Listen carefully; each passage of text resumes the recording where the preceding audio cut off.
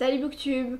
J'ai découvert que le tome 5 de Stormlight Archives ou les archives de Rochard, enfin bref, la grosse saga de Brandon Sanderson, sortait en VO en janvier 2024, donc c'est la fin de la première partie puisqu'il a prévu 10 tomes en entier dans sa saga Rochard et il y a 2 sous-parties de 5 tomes individuellement.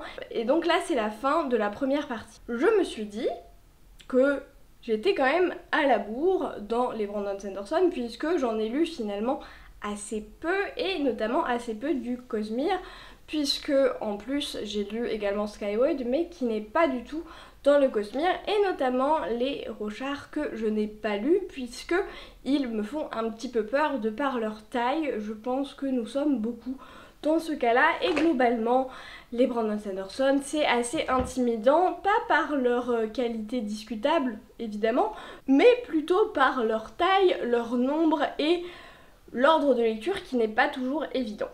Du coup, je me suis dit que j'allais me faire l'année de Sanderson puisque c'est l'année parfaite étant donné qu'il sort en plus les 4 projets secrets, donc il en reste 2.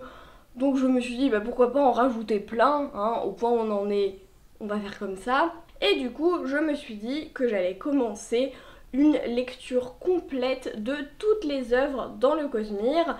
Je me suis renseignée avec moult vidéos YouTube, sites de fans, etc.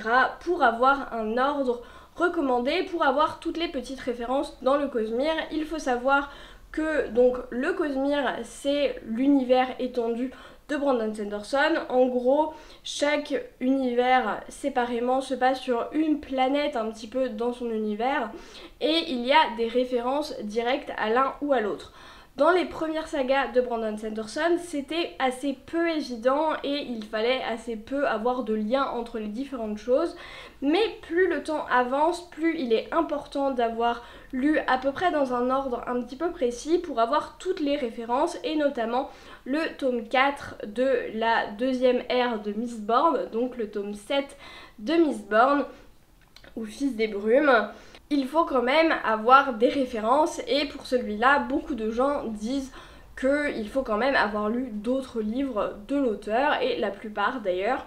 Et Brandon Sanderson le dit lui-même, il va faire de plus en plus de références, donc ça devient critique si on veut apprécier la saga, enfin l'univers étendu à sa juste valeur, de lire dans un certain ordre et d'avoir toutes les références.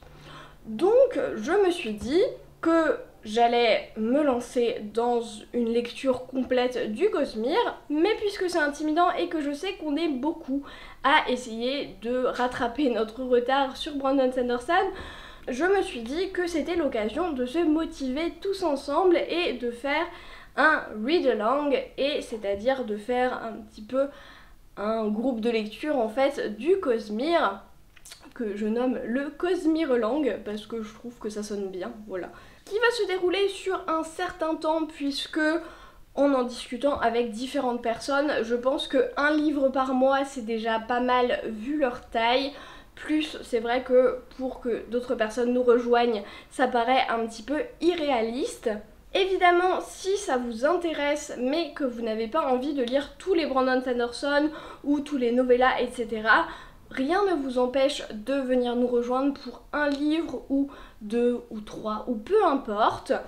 Je vais vous découper un petit peu l'ordre attendu et un petit peu une donnée prévisionnelle de comment ça va s'organiser. Sur un point de vue purement organisationnel, je vais notamment implémenter une partie Cosmere dans le Discord qui est à l'origine le Discord d'Exploralivre, mais du coup je vais faire un sous-groupe du Cosmere. Si ça ne vous intéresse pas mais que vous êtes dans le Discord Exploralivre, n'hésitez pas à le mute tout simplement, puisque sinon vous allez recevoir les notifs, et je vais faire des sous-salons pour les différents livres.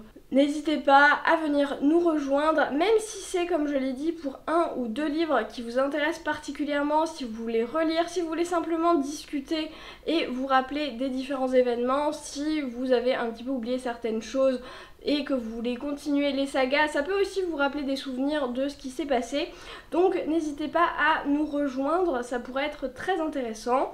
Et et je vais me lancer directement dans l'ordre de lecture prévisionnel. Je vous mets les différentes données en barre d'infos évidemment, à savoir que vous pouvez retrouver l'ordre sur mon Instagram dans les pages à la une, là, dans les stories à la une. J'ai renoté tout l'ordre avec le début du découpage, en tout cas par mois prévisionnel. Donc voilà, n'hésitez pas à aller voir, à aller vous abonner sur mon Instagram si ça vous intéresse. Il y aura également le lien du Discord directement en barre d'infos. Au niveau de l'ordre, donc, c'est un petit peu compliqué. Pour les novellas sont pour la plupart dans un recueil de novellas en anglais qui est Arcanum Unbounded, mais qui a été sorti, il me semble, en français avec un recueil de novellas, mais je ne sais pas si elles sont toutes dedans et si c'est exactement superposable aux autres. Je n'ai pas réussi à trouver la liste des novellas dans ce livre, ça m'a un peu saoulée. Si je suis certaine qu'il y a des traductions d'une telle novella, je vous le dirai, mais sinon je vais donner uniquement les noms en anglais pour les novellas. Et voilà, je ne sais pas, j'ai pas réussi à trouver l'information. Voilà, après les novellas sont quand même plutôt facultatives, hein, sauf certaines où je crois qu'elles sont assez importantes, je le préciserai évidemment. Mais du coup, on va commencer avec le livre qu'on a prévu de lire en juin, qui est Elantris, donc la même traduction, qui est le premier livre de Brandon Sanderson, un de ses moins bons, en tout cas le premier livre publié, qui est un de ses moins bons, puisque forcément c'était dans ses débuts, entre guillemets, d'auteur. Donc voilà, c'est le premier qu'on a prévu de faire en juin.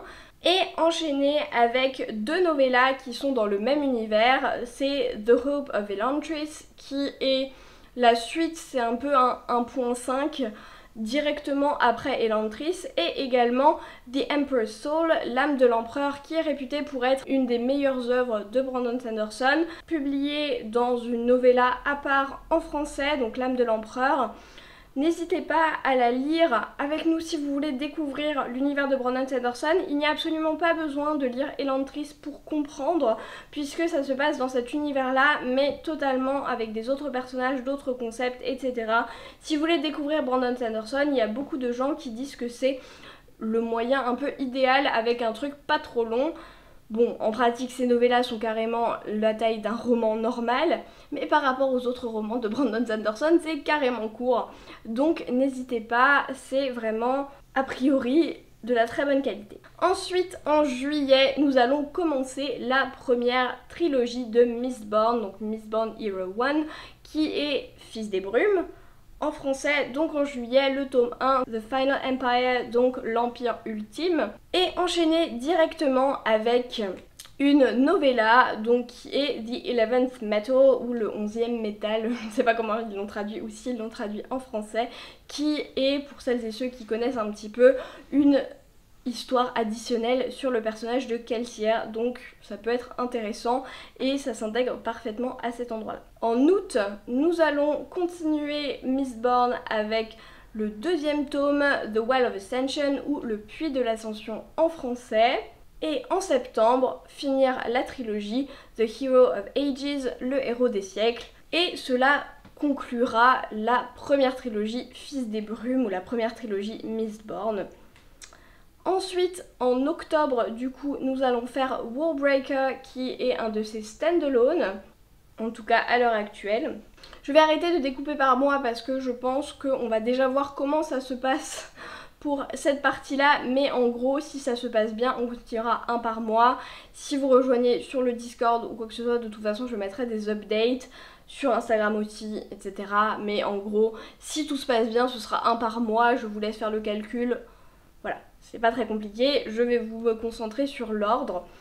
Ensuite, après Warbreaker, du coup, on va commencer l'alternance un peu compliquée entre la deuxième ère de Mistborn, donc c'est une histoire des Fils des Brumes en français, et les archives de Roshar, donc qui est Stormlight Archive. Donc nous allons commencer par le premier tome de la deuxième ère de Mistborn, qui est Alloy of Law, ou l'alliage de la justice en français.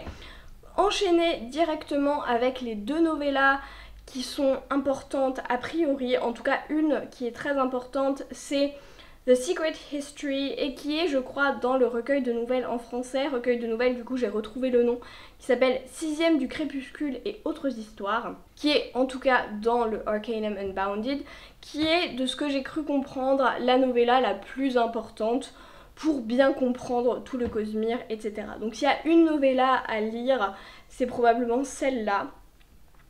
Ensuite, il faut avancer sur Anomense Jack, qui est également une novella, mais beaucoup plus accessoire, je crois. Ensuite, on peut également lire White Sand, qui est une trilogie de romans graphiques.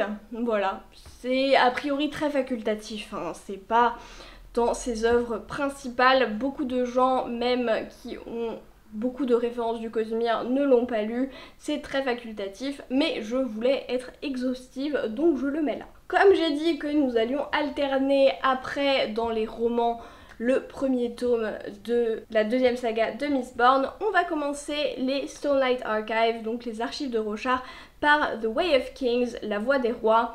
Ne déconnons pas, on va faire tout le tome en un mois, pas les parties 1 un mois et partie 2 un autre mois. Ça a été écrit comme un tome complet, tellement gros que du coup ça ne tient pas dans un seul livre. Mais du coup on va lire tout le livre en un mois. Ensuite, il y a une novella qui pareil est assez facultative, qui est Shadows of Silence in the Forest of Self. On enchaîne avec ça. Ensuite, le mois d'après, on continue avec Mistborn, qui est Shadows of Self ou Jeu de masque en français. Puis le deuxième livre de Stormlight Archive, Words of Radiance, ou le livre des radieux, pareil, partie 1 et partie 2. Il faut enchaîner avec le 2.5 de Stormlight Archive qui est Edge Dancer, qui je crois est important également puisque c'est un 2.5, c'est directement entre les tomes 2 et 3 des archives de Roshar, et qui est, je crois, dans le recueil de nouvelles en français, également en anglais, ça c'est certain, mais il me semble aussi qu'il est en français. Ensuite, il faut enchaîner avec la suite de Mistborn, qui est Bands of Mourning ou Les bracelets de l'âme en français, et une novella importante avant Stormlight, 3e tome, qui est Sixth of Dusk, puis du coup le Stormlight Archive, 3e tome, Oathbringer ou Justicière en français, toujours partie 1 et 2. Enchaîné ensuite avec le tome 3.5 de Stormlight Archive qui est Dawnshard et qui a été publié de façon indépendante en VO et en VF au passage, qui est traduit par L'éclat de l'aube en français que vous pourrez trouver du coup indépendamment. Ensuite, on va relire ou lire pour certains et certaines Trace of the Emerald Sea ou Trace de la mer émeraude, qui a priori est à lire assez tard si on veut comprendre toutes les références, même s'il se lit très bien de façon indépendante. Ensuite, il faut enchaîner avec la fin de la deuxième ère de Mistborn, qui est The Lost Metal, qui n'a pas été traduite en VF pour le moment, peut-être que d'ici là elle le sera. Et enfin, il faut finir Stormlight Archive, en tout cas ce qui est paru actuellement, le tome 4, Rhythm of War ou Rythme de guerre, partie 1 et 2 toujours. Au moment où on en sera là, le tome 5 de Stormlight sera paru. Logiquement, il faudra voir également où est-ce qu'on met les projets secrets 3 et 4 qui s'inscrivent également dans le Cosmere, mais je pense que ce sera plutôt à la fin puisque un ordre logique est de suivre l'ordre de parution, et comme ils paraissent assez tard, ce sera logique de les placer entre Stormlight tome 4 et le tome 5, a priori. On reverra à ce moment-là, on a un petit peu le temps de voir venir. Mais je trouve qu'on en a déjà pour un peu de temps. C'est vraiment l'occasion, je pense, de se motiver tous ensemble parce qu'on est beaucoup, encore une fois, à vouloir lire les Brandon Sanderson ou les relire. Et c'est vraiment ce que j'ai vu comme ordre qui permet d'avoir toutes les références, et je trouve que c'est une occasion parfaite de le faire un peu en mode book club puisque Du coup, on pourra discuter des easter eggs, des références, etc. Ce sera hyper cool. Si vous voulez une motivation extérieure, peut-être que ça va marcher. Je sais que moi j'en ai un peu besoin, c'est pour ça aussi que je fais ce read-along. Donc si ça vous intéresse, si vous aimez Brandon Sanderson, si vous aimez ce qu'il fait, n'hésitez pas à nous rejoindre pour ce Cosmirelang. Je me répète, mais c'est possible de rejoindre pour 1, 2 livres ou tous. Comme vous voulez, autant que vous voulez, vous pouvez toujours rejoindre le Discord, muter certains trucs, etc. C'est vraiment à volonté, c'est vraiment vous faites comme vous voulez, comme vous le sentez, comme vous pouvez aussi, parce que c'est pas des livres qui font 100 pages, j'en ai conscience, mais je trouve que c'est l'occasion parfaite de pouvoir analyser en détail tout ça. Donc voilà. N'hésitez pas à me dire si vous êtes intéressés dans les commentaires à rejoindre le Discord. Et en attendant, on arrête tous de procrastiner, on va prendre un livre et moi je vous dis à la prochaine.